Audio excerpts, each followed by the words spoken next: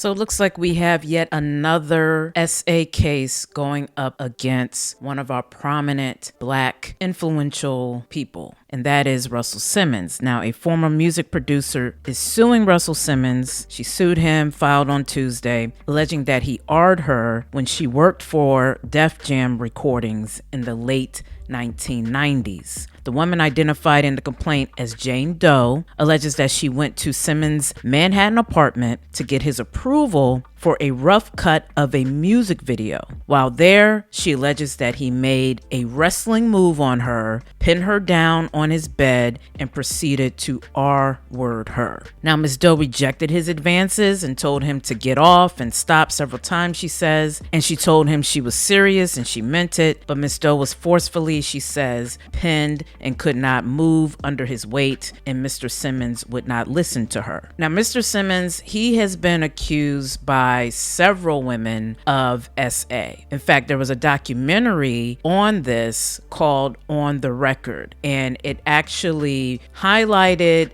a former executive in the music industry, and she's still an executive in the industry. She has her own company now, but she used to work for Def Jam. Her name is Drew Dixon. And I have to say that Jane Doe's story sounds very similar to Drew Dixon's story. Drew Dixon is more an A&R, and she worked with the artists in terms of their actual music and identifying hits, etc. So she was very talented in the industry. In fact, she was responsible for the success of the album The Show. And Russell Simmons, the night of the alleged assault on her, apparently had congratulated her on that and told her that he had a demo at his spot that he wanted her to listen to. She said that she had always been kind of uncomfortable around him, similar to what this Jane Doe is saying, that Russell had been making advances towards her, but you know, these women are trying to do their jobs. So Drew said she went to his apartment, and yes, went to his apartment because that's often where he would do business. You know, the entertainment industry is a little more loose than corporate America.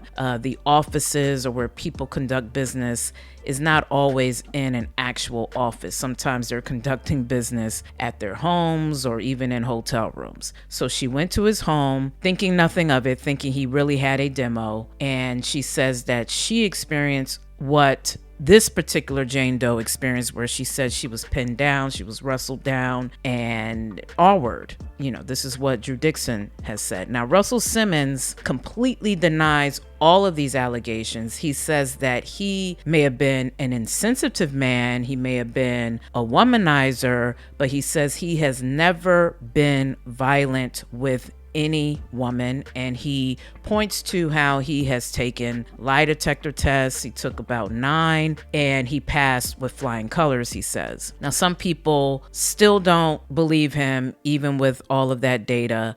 Some people feel, well, because he does yoga and he does meditation, he may have known how to get around the particular lie detector tests, but that is what he is saying. He is defending his own name, which he has a right to do, and he says that he has never been violent with any woman. Now, this particular Jane Doe, she did say years after being R-worded, and by the way, she did say after that happened, she immediately quit, similar to what Drew Dixon did. Drew Dixon, I believe, filed some type of lawsuit or complaint against Russell around the time of her R-word, but she more filed a complaint in terms of harassment, and I believe was paid an undisclosed amount. But this woman claims that she immediately left the company, moved on, has become a successful writer, but still has been damaged and deals with panic attacks and depression. And she says that actually she was affected by this even in the industry. But she did say that she does do things to try to ease herself. And one time she went to a yoga class, and who did she see there? She saw Russell Simmons. She claims that when she saw Russell, which was back in March 2023, so very recent, she says that she was startled, and when he said her name, she asked if it was okay to practice next to him. And he responded, "Of course.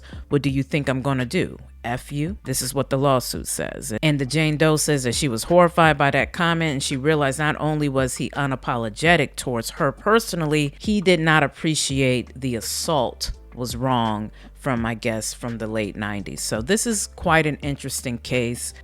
She was able to file this lawsuit under New York's Adult Survivors Act, which is weird because I really thought that act had expired, but she was able to file under that particular act and the New York City Gender Motivated Violence Act, both of which adopted temporary look-back windows to revive suits that otherwise would be outside the statute of limitations. So this is where we are. Russell Simmons facing yet another lawsuit. He faced a few back in 2018, but both were dismissed. One because of the statute of limitations.